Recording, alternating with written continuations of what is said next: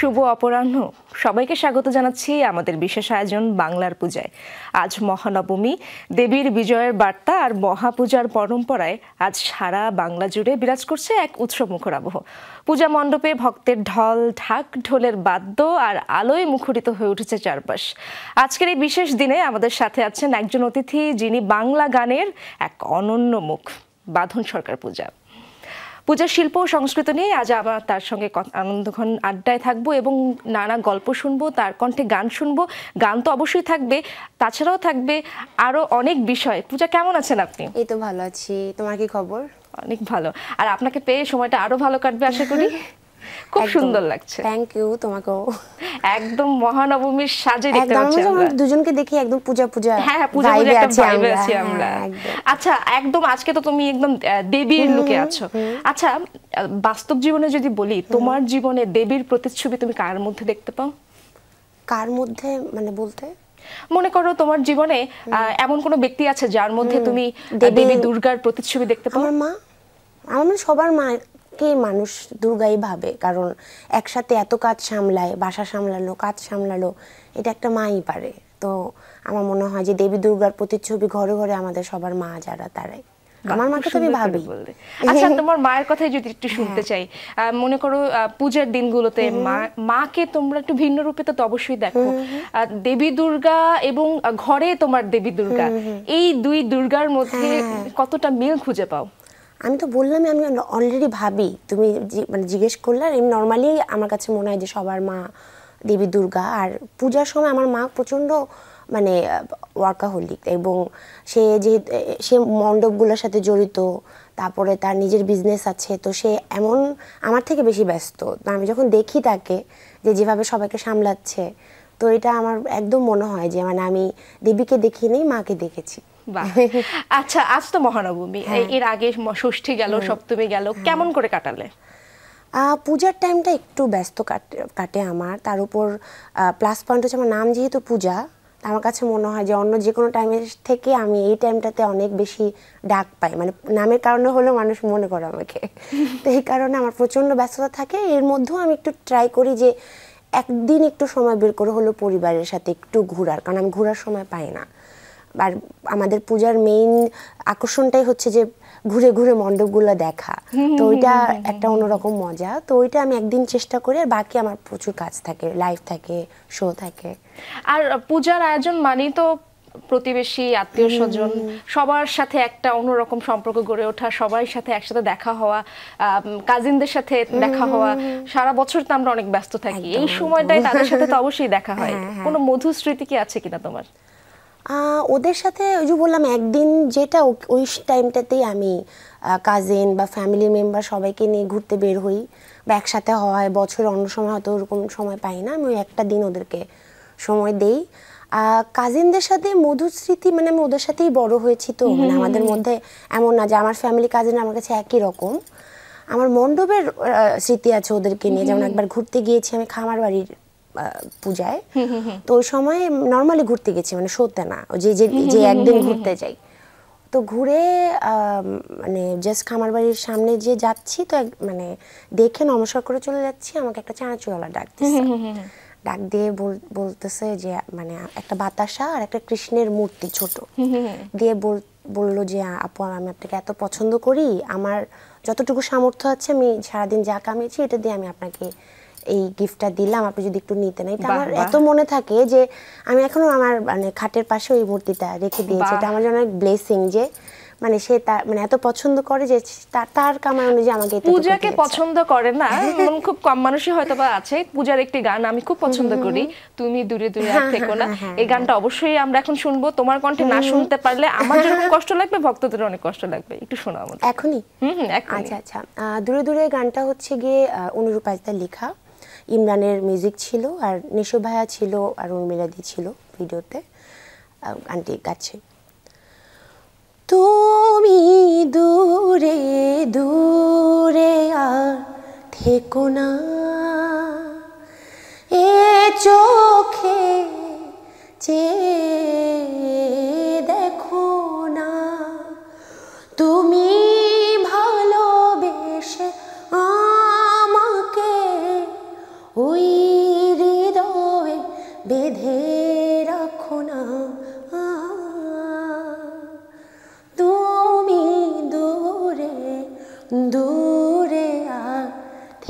না ছানা না না না না না ছানা না না না না ছানা না না না না না ছানা না না না না না ছানা না না না না ছানা না না না না না। আচ্ছা, এত সুন্দর একটা গান যখন ওই সময় খুব ভাইরাল হয়েছিল, আমরা তো ভাইরাল এই যুগে বলি, তখন আমি এটাই বলতাম, এই প্রসঙ্গে আসতাম।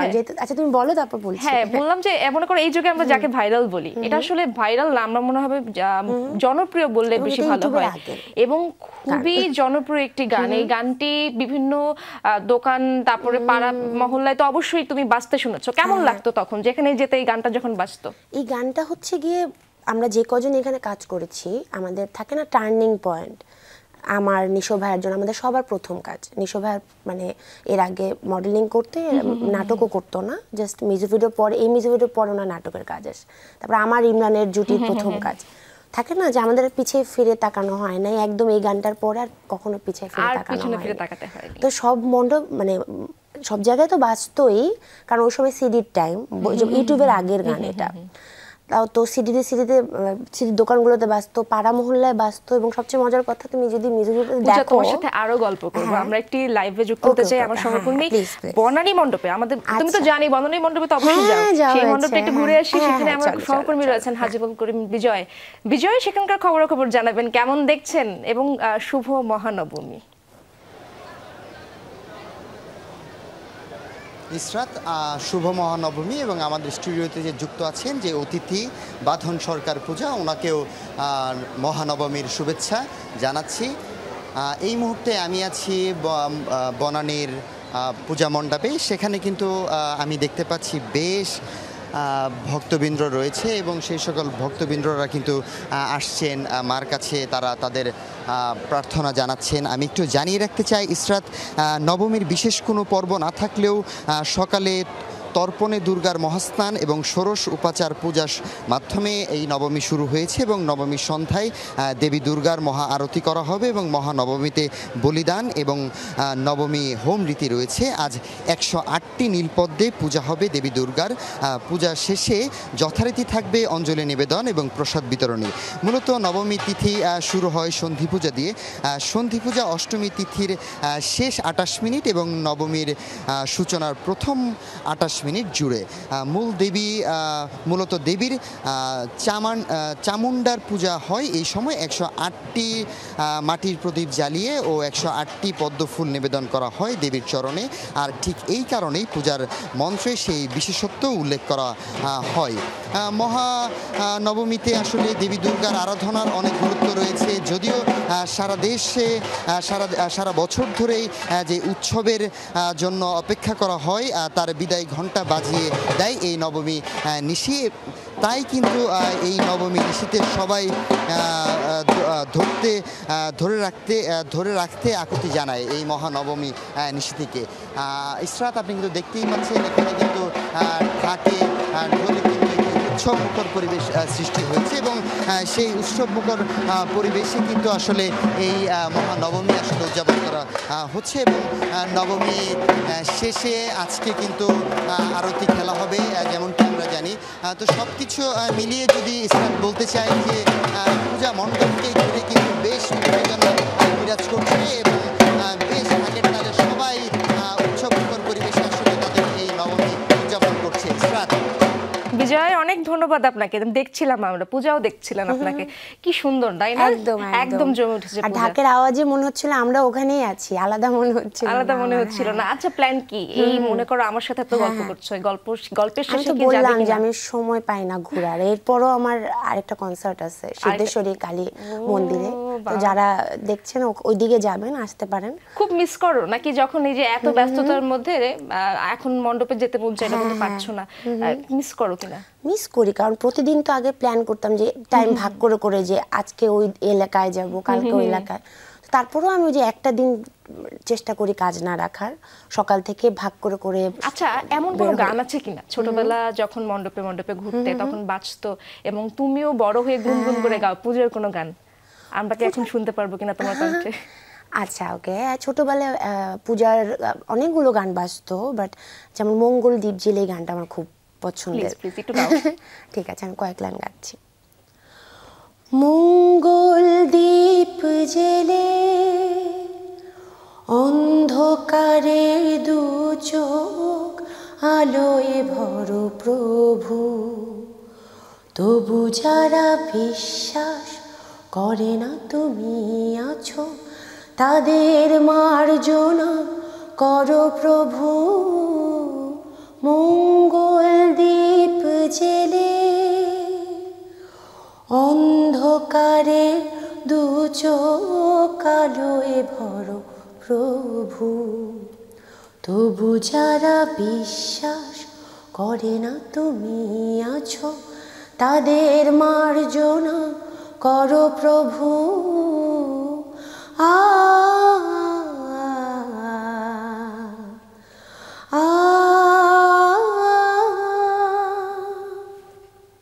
খুব সুন্দর, একদম মুগ্ধ হয়ে শুনছিলাম। Thank you.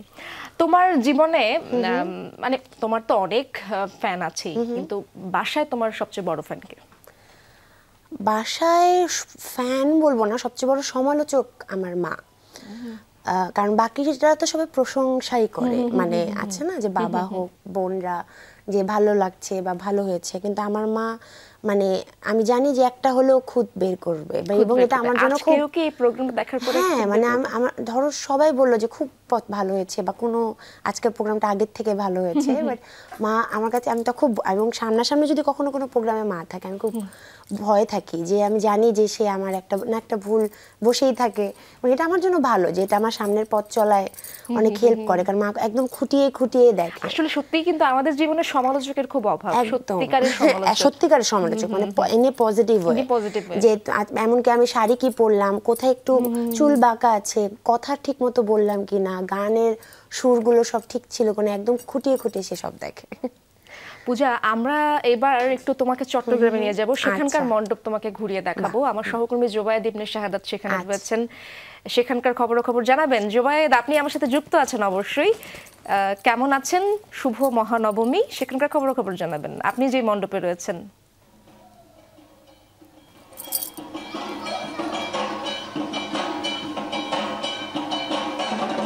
জোবায়েদ, অবশ্যই আমাকে শুনতে পাচ্ছেন আপনি?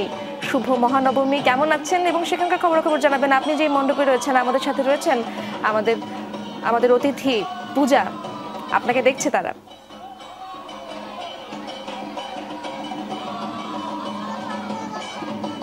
ইশরাত এবং পূজা, আপনাদের দুজনকেই শারদীয় শুভেচ্ছা এবং নবমী তিথির শুভেচ্ছা জানাচ্ছি। আমি যেই মণ্ডপটাতে আছি সেটাতে এখন শেষ মুহূর্তে দর্শক এবং যারা ভক্তরা আছেন তারা শেষ মুহূর্তে দেবী দুর্গাকে দেখতে আসছেন, এবং এই জায়গায় তারা এসে অনেকটা আবেগঘন মুহূর্ত তাদের জন্য, যে আগামীকাল তারা মাকে যে কৈলাসে তাদের চলে যেতে হবে সেই জন্য তাদের একটা কষ্ট আছে। তবে শেষ মুহূর্তে তারা এটাও বলছেন যে দেবী দুর্গা এসেছেন, মর্তে এসে তাদের আশীর্বাদ দিয়ে গেছেন, এবং তাদের প্রতি যে ভক্তদের যে চাওয়া পাওয়া সেগুলো তারা পূরণ করবেন, দেবী দুর্গা পূরণ করবেন, এমনটাই তাদের আশা।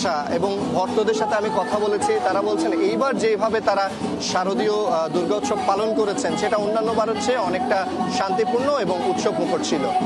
পাশাপাশি যারা মণ্ডপের বিভিন্ন কমিটি আছেন তাদের সাথে আমরা কথা বলেছি, তারাও এই যে সাবলীলভাবে যে তাদের দুর্গাপূজা আয়োজন করতে পেরে তারা অনেকটাই উচ্ছ্বসিত।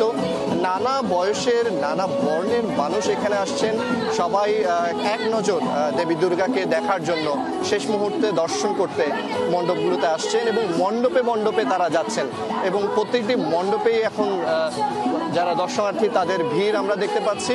এবং পূজা অর্চনা ছিল সকাল থেকে, এখন চলছে দেবী দুর্গাকে শেষ মুহূর্তের দর্শন, এবং সেই দর্শনের পরেই তারা যেটা দশমী তিথি সেটা শুরু হয়ে যাবে, এবং আগামীকাল যেটা বিসর্জন সেই বিসর্জনটা কিন্তু হবে, এবং তারপর দেবী দুর্গা কৈলাসে ফিরে যাবেন মত্ত থেকে, এবং সেটা দোলায় চড়ে তিনি যাবেন।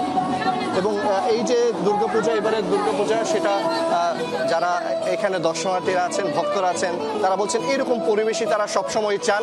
তারা চান হানাহানি মুক্ত, অসাম্প্রদায়িক এবং শান্তির একটি বাংলাদেশ, যেখানে কোনো ভেদাভেদ থাকবে না, সবাই নিজ নিজ ধর্মগুলো উচ্ছ্বাসের সাথে। অনেক ধন্যবাদ আপনাকে জোবায়েদ। পূজা, কেমন লাগলো?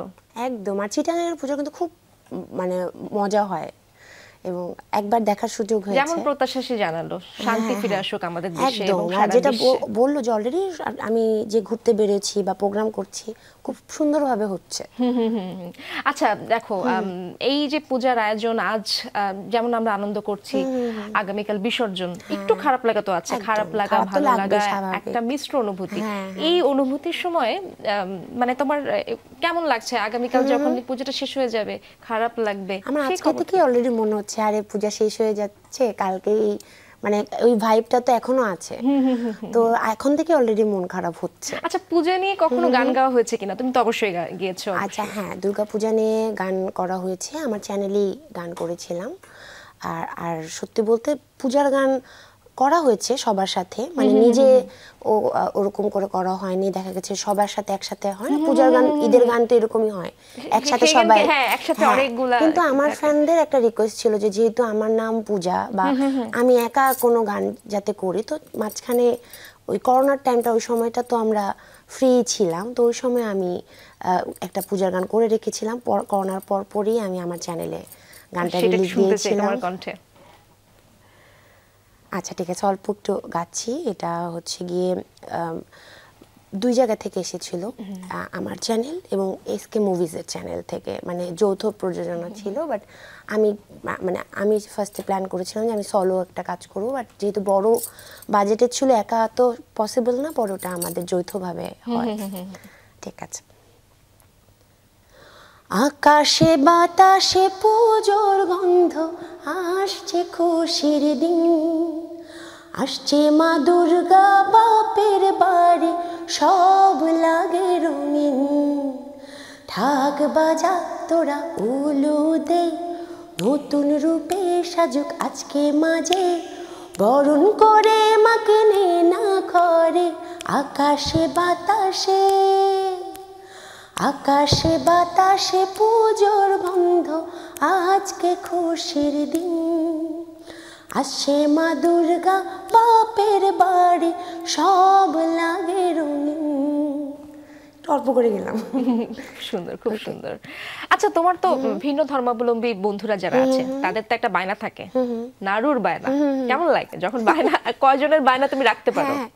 আমাকে তো পাই না বায়না, আমি তো ব্যস্ত থাকি। বাট হ্যাঁ, মানে কয়েকজন মানুষ আছে না, কারণ আমিও তো বায়না করি। আমি যেরকম বলি আমাকে হালুয়া দিতে বা ঈদের সময় খাই, তো স্বাভাবিক যাদেরকে আমি বায়না করি ওদের তো অধিকার আছে আমার প্রতি, যে আমি যখন বায়না করি ওরা তো আমার জন্য কষ্ট করে দেয়। তো এরকম কয়েকজন আছে যাদের জন্য তখন আমি জানি যে আমার এটা মানে মাকে বলে রাখি। বাট ওই যে বললাম আমার মা তো অনেক ব্যস্ত থাকে, তো যেভাবে হোক মানে কয়েকজনের জন্য আমার মানে নাড়ু দিতেই হয়। নাড়ু দিতেই হয়, হ্যাঁ, না দিলে মনে হয় সম্পর্ক শেষ এরকম। আর এমন ভাবে মানুষ ধরে যে মানে ব্যাপারটা এরকম যে আমি নাড়ু। আচ্ছা, এই কিছু বন্ধুকে যদি আজকে আমরা একটু তাদেরকে একটু আমরা সম্মান জানাই, তাদের কথাও একটু জানাই আমরা। এমন কিছু কয়েকটা বন্ধুর কথা বলো, কোন স্মৃতির কথা বলো। আমরা তো তোমার মানে ভিন্ন ধর্মাবলম্বী যারা বন্ধুরা আছে তাদের নিয়ে পুজো কেমন কাটে তোমার?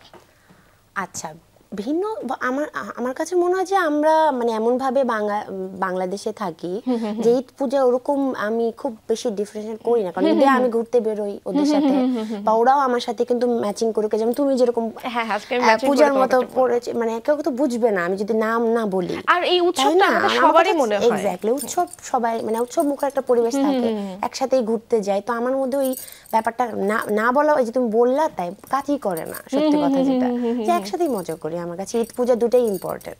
ঈদ পূজা দুটোই। ঈদে কি তোমার যেমন পূজাতে যেরকম সুন্দর করে সাজো, ঈদেও কি এরকম করে সাজো কিনা? আমি বরং পূজার মধ্যে যে টিভি প্রোগ্রাম আছে দেখে মানে মেকআপ আর্টিস্টের কল্যাণে সুন্দর করে সাজা হয়, বাট ঈদের মধ্যেই আমি সময় পাই, কারণ তখন বন্ধ থাকে। ঈদের দিন তো প্রোগ্রাম থাকলে আগে পিছে, ঈদের দ্বিতীয় দিন তো এরকম হয়, ঈদের দিন তো থাকে না। তো ওই সময় আমি একটু শখ করে জামা কিনতে পারি বা নিজে যে সাজার যে ব্যাপারটা। নতুন একটা তথ্য জেনে গেল দর্শক। না ট্রু, মানে নিজে সাজার সময় তো আমি পূজায় পাই না, ঈদেই পাই। মানে পূজায় তুমি পাও না। আচ্ছা, তোমার এত সুন্দর একটি নাম পূজা, নামটা কে রাখলো? নামটা আমার মাসি রাখা, টুলু মাসি, সে আমার নামটা রেখেছে পূজা। এবং আমার নিজের তোমার সাথে আমরা আরো গল্প করব। আমার এক সহকর্মী তারেক মাহমুদ আমাদের সাথে যুক্ত হচ্ছেন রাজশাহী থেকে। তারেক, সেখানকার খবরাখবর জানাবেন। শুভ মহানবমী, আপনাকে সুন্দর লাগছে। আমাদের সাথে আছেন বাঁধন সরকার পূজা, তিনি আপনাকে দেখছেন। ইশরাত পূজা, আপনাদেরকেও নবমীর শুভেচ্ছা। এবং রাজশাহীতে আজকে সকাল থেকে আমি দেখতে পাচ্ছি যে নবমী পূজার যে কার্যক্রম সেটি শেষে বিকেল থেকে আসলে মণ্ডপে মণ্ডপে ভক্তকুলের যে উচ্ছ্বাস এবং মাকে যেহেতু আজকে শেষবারের মতো দেখে নেওয়ার যে কার্যক্রম সেটি চলছে।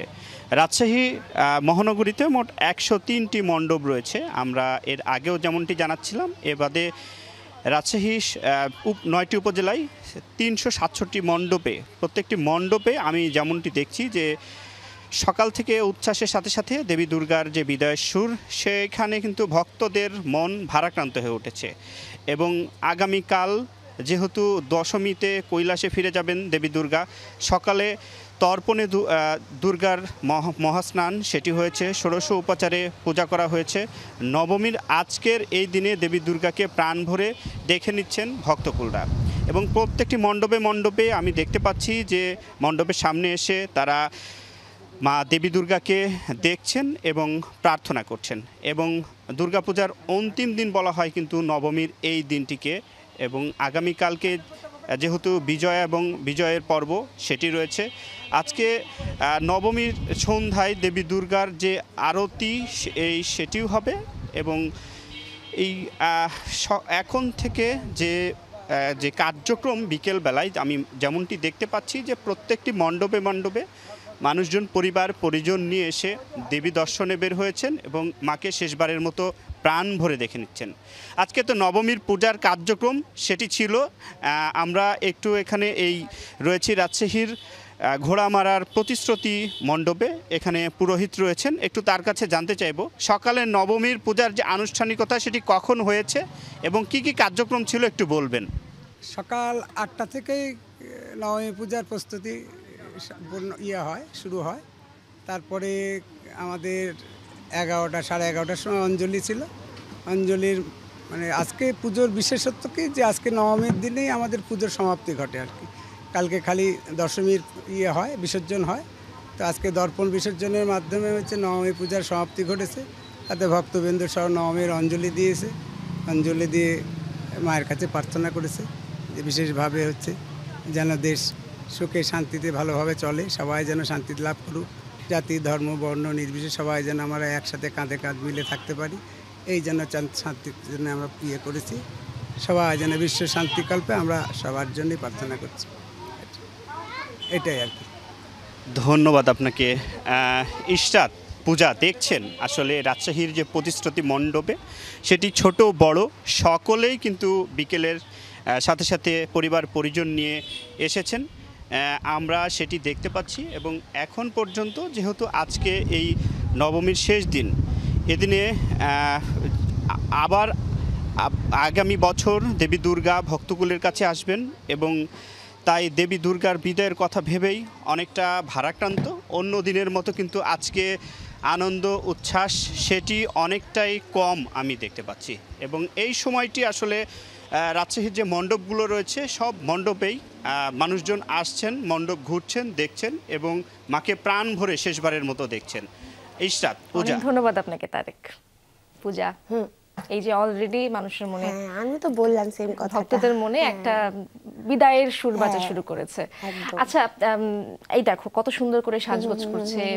তোমার কাছে সাজগোজ করে মেলায় যাওয়া, পূজা মণ্ডপে মণ্ডপে ঘোরাটা, প্রতিমা দেখাটা একটা অন্যরকম একটা স্মৃতি। কিন্তু এখন সোশ্যাল মিডিয়ার যুগে অনেকেই সোশ্যাল মিডিয়াতেই প্রতিমা দেখে ফেলছে আগে আগে, এটা নিয়ে অনেকে আক্ষেপের শুরু দেখতে পাচ্ছি আমরা। সোশ্যাল মিডিয়াতে কেন, আমরা আগে খবরে দেখতাম না তো, তাহলে তো একই তো ব্যাপারটা, ওটা তো সেম না কখনোই। যেমন আমি তোমার সাথে এখন ভিডিও কলে কথা বলছি না, বা এখন সামনাসামনি, দুটো কি এক? আমার কাছে এক না, তো আমি জানি না তোমার কাছে এক না, তাই না? একদমই এক না। সেই স্মৃতি একটু বলো তো, যে এই যে মণ্ডপে মণ্ডপে ঘুরে ঘুরে এক একটা প্রতিমাকে দেখা এবং এক এক মণ্ডপে এক এক রকম প্রতিমা, মানে কেমন লাগে তোমার কাছে সেই ছোট্ট স্মৃতিগুলো একটু আমাদের? আমার কাছে পূজা মানেই মণ্ডপে মণ্ডপে ঘোরা না। তো দুর্গা পূজাটার মজাটাই এটা, যে কোথায় কিরকম পূজা হচ্ছে। এবং আমার বাবা যেহেতু সরকারি জব করতেন, আমার সৌভাগ্য হচ্ছে বিভিন্ন জায়গায় থাকা।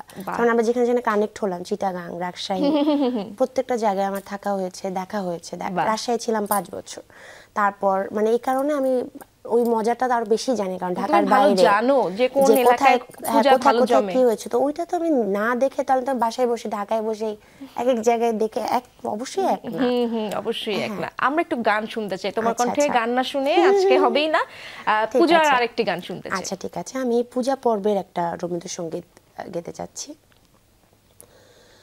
যে তোমায় ছাড়ে ছাড়ুক আমি তোমায় ছাড়ব না মা, যে তোমায় ছাড়ে ছাড়ুক আমি তোমার চরণ মা গো, আমি তোমার চরণ করব শরণ, আর কারো ধার ধারব না মা, কারো ধার ধারব না মা, যে তোমায় ছাড়ে ছাড়ুক আমি তোমায় ছাড়ব না মা, যে তোমায় ছাড়ে ছাড়ুক।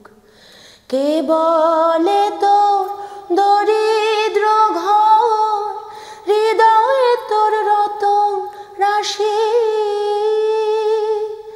কে বলে তোর দরিদ্র ঘর, হৃদয়ে তোর রতন রাশি,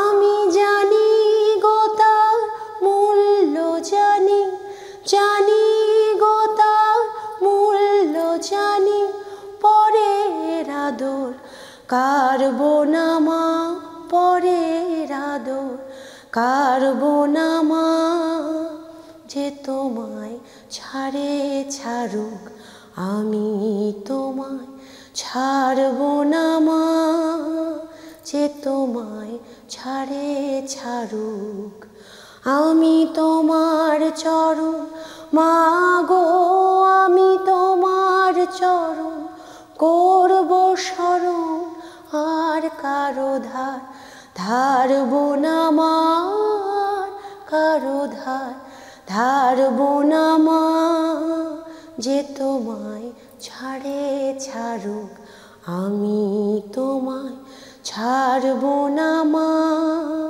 যে তোমায় ছাড়ে ছাড়ুক। বাহ, কি সুন্দর, মুগ্ধ হয়ে শুনলাম। তোমার পূজার মজার মজার স্মৃতির কথা তো শুনলাম, ভক্তের সাথে কোনো স্মৃতি আছে কিনা? পূজাই হতে হবে এমন কিছু না, তোমার জীবনে, গানের জীবনে তোমার কণ্ঠ শুনে এমন কোনো পাগল ভক্তকে পেয়েছো কিনা? আচ্ছা, একটা তো পূজারটা বললাম আমি, পূজার একটা যদি স্মৃতি গান আমরা গেতে না, শুনলাম। ঘুরতে যাই র্যান্ডমলি। এছাড়া পূজার যদি আর বলি, যেটা হয় এখন, যেটা হয় যে আগে আমার মন মতো ঘুরতে পারতাম, এখন একদিনের জন্য যদি ঘুরতে বের হই থাকতে পারি না বেশি, মানে আছে না মন ভরে দেখতে পারি না, আমি এক জায়গায় বেশিক্ষণ থাকতে পারি না, কারণ মানুষ আসে, এখন ভালো লাগে অবশ্যই, মানুষ চিনে বা সেলফি তুলতে চায়, বাট আমি মানে এনজয় করতে পারি না, কারণ আমি একটা জায়গায় 5 মিনিট থেকে আবার বের হয়ে যাই। কারণ সেই জীবনটা কেমন, মানে কেমন এখন? মানে যে বললাম, ভালো লাগাও আছে, একটু খারাপ লাগা আছে। ভালো লাগা অবশ্যই ভালো লাগে যে মানুষ আমাকে চিনতে অনলাইনে পারছে। অনেক ভক্ত আছে, কিন্তু সামনাসামনি আমি অনলাইনটা বলতেছি না, আমি তো সব সামনাসামনির কথাই বলতেছি।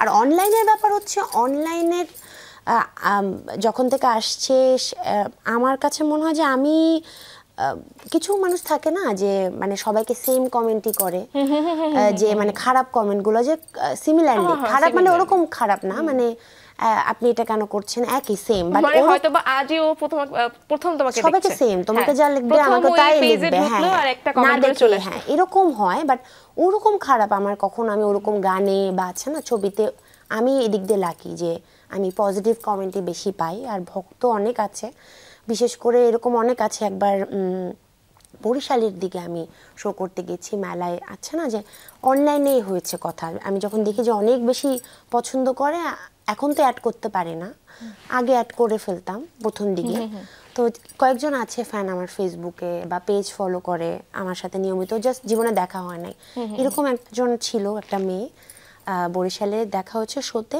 মেলা আসছে, তো সে সামনাসামনি দেখে আমাকে দেখে এত এক্সাইটেড ছিল, মানে অজ্ঞান হয়ে গেছে, মানে হ্যাঁ মানে হাত মিলাতে যে মিলাতে পারে না, অজ্ঞান হয়ে গেছে, এরকম কিছু, মানে আমি ভয় পেয়ে গেছি যে আরে মানে কি হইলো, পরে আবার কান্না করে দিয়েছে, এরকম একবার হয়েছে। আরেকবার চিটাগাঙে শো করতে যে এরকম একজন ছিল, আমার আর ইমরানের শো ছিল, তো তো শো দেখতে আসতে যে আমাদের এত ভিড় ছিল, শোটাতেও ছিল প্রথম থেকেই, তো গাড়ি সরাচ্ছিল যে আমরা যাতে যেতে পারি। মানে নরমালি তো থাকেই মানুষজন, বাট ও অনেক পছন্দ করে তো আসছে আমাদেরকে দেখতে। অন্যরকম একটা আগ্রহ ছিল তোর ও মধ্যে। এমন ভাবে গাড়িগুলো সরাতে যে ও নিজেই পায়ে অ্যাক্সিডেন্ট করছে, একদম পাগলা ভক্ত। পা ভেঙে গেছে, আমি দেখলাম এবং আমাদের খুব খারাপ লাগছে। শোটা শেষ করে আমরা সাথে সাথে ওকে হাসপাতালে আবার দেখতে গেছি বা খোঁজ নিয়েছি, এরকম অনেক আছে। মানে এগুলো আমার কাছে মানে আমি ব্লেসড, আর এই স্মৃতিগুলো তোমার সবসময় থেকে যাবে, একদম একদম আজীবন বেঁচে যাবে এই একদম। স্মৃতি। দর্শক, আমরা এবার পূজা তোমাকে এবার খুলনায় নিয়ে যাব। খুলনায় আচ্ছা, প্রবীর বাহ। বিশ্বাস, সহকর্মী প্রবীর এখানে বিশ্বাস বসে আমাদের জন্য সব অপেক্ষা জায়গায় আমি করছেন। দেখে ফেলছি, থ্যাঙ্কস টু এবং যমুনা খুব টিভি। ভালো লাগছে না প্রবীর? একদম, পূজা, একদম। প্রবীর যুক্ত হচ্ছেন আমাদের সাথে। আচ্ছা, আচ্ছা। প্রবীর, আপনার সাথে আমি এবং পূজা আছি, সেখানকার খবরাখবর জানাবেন। কেমন দেখছেন পূজা মণ্ডপগুলো? ইশরাত এবং পূজা দুজনকেই শারদীয়ার শুভেচ্ছা। আপনাদের অনুষ্ঠান শুনছিলাম, যদি আমি গানটা দিয়ে শুরু করি পূজার, যে তোমায় ছাড়ুক আমি তোমায় ছাড়বো না মা। কয়েকটি মন্দিরে কিন্তু এই গান গত 5 দিন ধরে আমিও শুনেছি। আপনি জানেন যে ইশরাত, যে বিভিন্ন মন্দিরে যাওয়ার সুযোগ হয় যেখানে কাজ করার জন্য, সেই সব মন্দিরে কিন্তু এই গানটি ভেসে আছে। কি অনবদ্য একটি গান, কি কথা, যে তোমায় ছাড়ুক আমি তোমায় ছাড়বো না মা। এইবার আসি খুলনার আলোচনায়। পূজা ইশরাত দুজনকেই বলি, খুলনাতে এবছর 977টি মন্দিরে সাড়ম্বরে এই পূজা অনুষ্ঠিত হচ্ছে। আমরা যে মন্দিরটিতে এখন রয়েছি, এটি হচ্ছে হাসপাতাল পাড়া পূজা কমিটি। এই মন্দিরে সুন্দর একটি প্যান্ডেল করা হয়েছে, দেখতে পাচ্ছেন। এবং এখানে যদি একটা জিনিস বলি আপনাদের, সেটা হচ্ছে হারিকেনের ব্যবহার করা হয়েছে। এবং হারিকেনের মধ্যে সেই তেলের এবং সুতার আলো না জ্বললেও একটি বাল্ব দিয়ে এটি জ্বালানো হয়েছে, কিন্তু সেই হারিকেনটি সকলের সঙ্গে পরিচিত করানোর জন্য এখানে আনা হয়েছে। এখানে সোনের ব্যবহার করা হয়েছে, এখানে হাড়ির ব্যবহার করা হয়েছে এবং পটচিত্র আঁকা হয়েছে নানান ধরনের। যে পটগান, পটচিত্র, এগুলো আমরা অনেকভাবে বিভিন্ন বইতে পড়েছি, সেগুলো কিন্তু এখানে আনা হয়েছে। সব মিলাই খুলনাতে এবছর সাড়ম্বরে পূজা অনুষ্ঠিত হচ্ছে এবং কোথাও কোনো অপ্রীতিকর কোনো ঘটনাই আমাদের কাছে আসেনি। আজকের পূজা নিয়ে যদি বলি, জানেন আজ নবমী তিথি ছিল। নবমীতে সকালবেলায় সব ধরনের পূজা অনুষ্ঠিত হয়েছে, বিশেষ করে নবমীর বিহিত পূজা। আজকে দেবীকে 108টি নীলপদ্ম দিয়ে পূজিত করা হয়েছে। আজকে দেবীকে যজ্ঞ করা হয়েছে। শুধু তাই নয়, আজকে প্রতীকী বলিদানও হয়েছে। সেই প্রতীকী বলিদানের মধ্য দিয়ে বলা হয়, শাস্ত্রে যেটি বলা আছে, যে এই প্রতীকী বলিদান হচ্ছে আমাদের ভিতর যে অসুরতা রয়েছে, যে অনার্যতা রয়েছে, যে খারাপ দিকগুলো রয়েছে, এগুলো যেন আমরা বলি দিয়ে সুপথে চলি এবং সুমানুষের সঙ্গে মিশি এবং সুচিন্তা করি। এবং আজকের নবমী তিথির পূজার আরও একটি বিশেষ জিনিস হচ্ছে, আজকের পূজার মধ্য দিয়ে দেবীর ভক্তকুল যারা রয়েছে তারা হবে সম্পদশালী। অর্থাৎ নবমী পূজা যারা করবে, নবমী পূজা যারা দেখবে, দেবীর আশীর্বাদ নিয়ে তারা সম্পদশালী হবে। সেজন্য সকাল থেকে যারা পূজার্থী, পুণ্যার্থী, দর্শনার্থী, সকল শ্রেণীর লোকের সঙ্গে আমাদের কথা হয়েছে, সকলে বলেছে এই যে পূজাটা যেটি আগামীর মধ্যে শেষ হয়ে যাবে এবং আজকের এই নবমী পূজার মধ্য দিয়ে এই দেশ হবে সম্পদশালী এবং প্রত্যেকটি মানুষ হবে সম্পদশালী।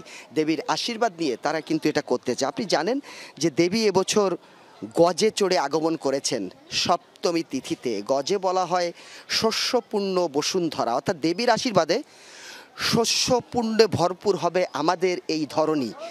এবং দেবী ফিরে যাবে আগামীকাল, সেটি হচ্ছে দেবী ফিরে যাবে দোলায় বা পালকিতে। এটি অশুভতা বলা হয়, কারণ দোলায় বলা হয় দোলায়ং মড়কং ভবে, অর্থাৎ দোলা যখন দেবী যান তখন মড়ক, বিগ্রহ, হানাহানি, ভূমিকম্প এগুলো পৃথিবীতে অবস্থান করে। তবে এই প্রকৃতির নিয়মে কিন্তু দীর্ঘদিন ধরেই চলে আসছে। তবে দেবীর ভক্তরা মনে করে যে দেবীকে আরাধনা করতে পারলে, ভক্তিভরে তার পূজাটি করতে পারলে দেবী সেই মড়কের যে বিষয়টি তিনি সাথে নিয়ে যাবেন। আর মড়ক যদি লাগেই, তাহলে মানুষের মধ্যে যে খারাপ দিকগুলো রয়েছে, যে অশুভতাগুলো রয়েছে, সেগুলোতে মড়ক লাগবে। আগামীকাল দেবীর বিসর্জন হবে। আরও একটি বছর এই ধরনীতে সকলে অপেক্ষা করবে দেবীকে আরাধনার জন্য। সেই প্রত্যাশায় যারা পূজার্থী রয়েছে তারা হয়তো অপেক্ষা করবে। আপনাদের দুজনকেই পূজার আবারও শুভেচ্ছা জানাচ্ছি ঈশাত আবারও এবং আপনাকেও শুভেচ্ছা পূজাকে। জানাচ্ছি, শারদীয় শুভেচ্ছা। অনেক ধন্যবাদ আপনাকে প্রবীর। প্রবীরও কিন্তু পূজার ছুটি পেল না, সে কিন্তু এই কাজের মধ্যে দিয়েই একদম, পূজার একদম, উৎসবটা একদম। উদযাপন করছে, হ্যাঁ, যেমন তোমরা। আমার মতো। হ্যাঁ, একদম তোমার মতো। আচ্ছা, কেমন লাগে ছোটবেলার পূজা আর এখনকার পূজা? কতটা চেঞ্জ, কতটা ব্যস্ততা হ্যাঁ। এখন? খারাপ লাগা কাজ করে? খারাপ লাগা, ওই যে বললাম, ওই যে ছোটবেলার স্মৃতিগুলো মনে পড়ে, বাট ভালোও লাগে, ভালো লাগে, কারণ ব্যস্ত যারা থাকি আমরা প্রতিদিন, দেখবা বেশি দিন ভালো লাগে না একা একা। আর ভালো লাগে যে মানুষ যখন মানে আমাকে চিনছে, অ্যাপ্রিশিয়েট করছে, তোমার একটা দায়িত্ববোধ কাজ করে, তাই না? একদম একদম দায়িত্ববোধ কাজ করে, এটা আমার খুব ভালো লাগে। আচ্ছা, তোমার কণ্ঠে আবার একটা গান শুনবো। তোমার সবচেয়ে প্রিয় একটা গান আছে কোনো গান এরকম যে নিজের গাওয়া খুব প্রিয়? আমার নিজের গাওয়া সব গানই প্রিয়, ওখান থেকে একটা গাচ্ছি, কারণ হচ্ছে স্বাভাবিক আমি আমার গানের ব্যাপারে অনেক চুজি, 1 নাম্বার, আর 2 হই আমার কাছে মনে হয় যে প্রত্যেক শিল্পীর কাছেই তার গানগুলো সন্তানের মতো, তো এটা ডিফারেন্সিয়েট করা যাবে না। আমি আরেকটা গান আছে আমার ইমরানের সাথে, কেন বারে বারে, এই গানটা রবুল ইসলাম জীবন ভাইয়ের লেখা, গানটি আছে।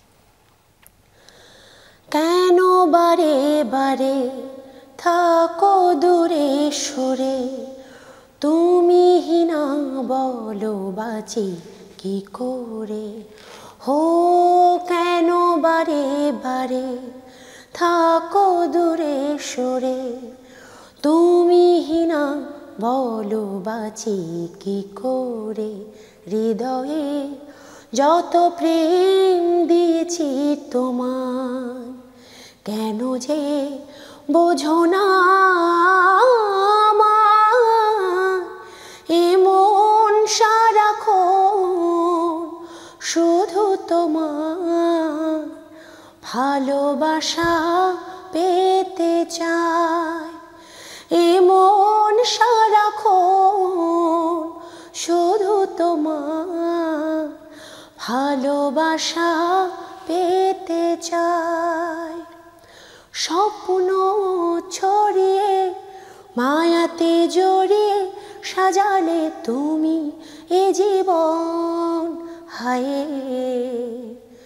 দু চোখেরই আড়ালে কখনো হারালে ভাবনা আমার থেমে যায়, এমন সারাক্ষণ শুধু তোমার ভালোবাসা পেতে চায়, পানি সানি সানি রে সানি নি ধানি সানি রে সা সা সা, পানি সানি সানি রে সানি নি ধানি সানি রে সা সা সা।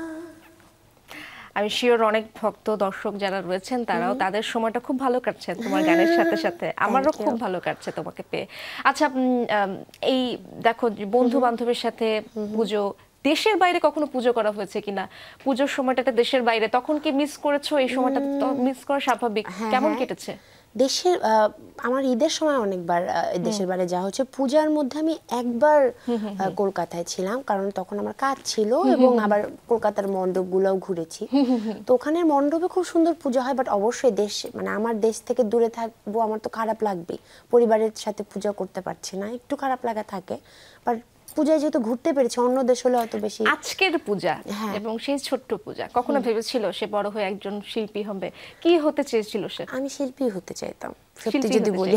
আমাকে যখন বরং আমি ইঞ্জিনিয়ারিং পড়েছি বা অন্য আদার্স যা যা করেছি ওটা বাবা মার জন্য আমাকে, এবং এটা নিয়ে আমি খুব বকাও খেতাম ছোটবেলা, যখন স্কুলে দাঁড় করাতো বা আছে না কম্পিটিশন দিয়ে জিজ্ঞেস করতাম বড় হয়ে কি হবে, সবাই বলতো ডাক্তার হবো, ইঞ্জিনিয়ার হবো, আমি বলতাম বড় হয়ে শিল্পী হব। এবং আমার মা গান করতো, বিয়ের পরে ওটা কন্টিনিউ করতে পারেন না। আমি কি করতাম, একদম ছোট চিরুনি নিয়ে আয়নার সামনে দাঁড়িয়ে দাঁড়িয়ে গান করতাম আর কল্পনা করতাম যে আমার সামনে অনেক মানুষ আছে, আমি কনসার্ট করছি, মানে এটা আমি একদম যখন থেকে জ্ঞান আসছে আমি এটাই চিন্তা করেছি।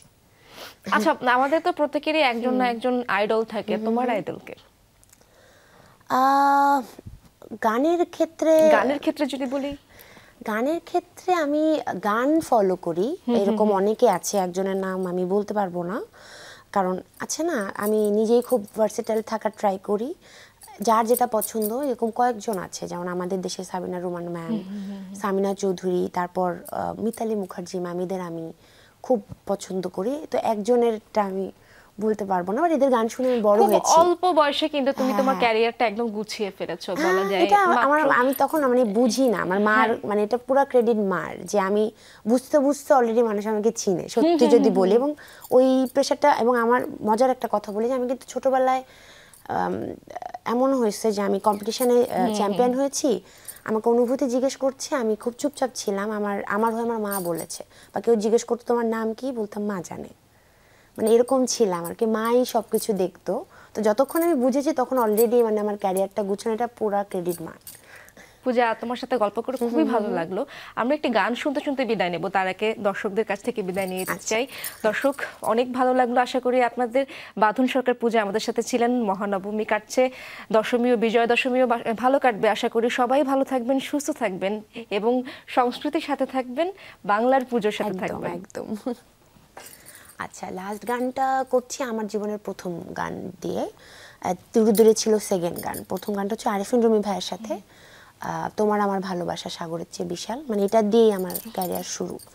ওই গানটার লিরিক ছিল অনুরূপ আইজদার, এবং স্পেশালি গানটা দিয়ে আজকের অনুষ্ঠান আমরা শেষ করব। একদম শেষ করছি আমার লাইফের প্রথম গান দিয়ে। তুমি আমার জীবনের সব কিছু, তুমি আমার দুনিয়া, এমনের আকাশের ছায়ায় তুমি যেন নীল দরিয়া, হো তোমা আমার ভালোবাসা সাগরের চেয়েও বিশাল, আমার জীবনের নাই তুমি উড়িয়ে দিলে পার, হো তোমা আমার ভালোবাসা সাগরের চেয়েও বিশাল, আমার জীবনের নাই তুমি উড়িয়ে দিলে পার, তোমার চোখেতে আমি দেখি নীল জোছনা, হো তোমার হাসি যেন পাহাড়ি ঝরনা,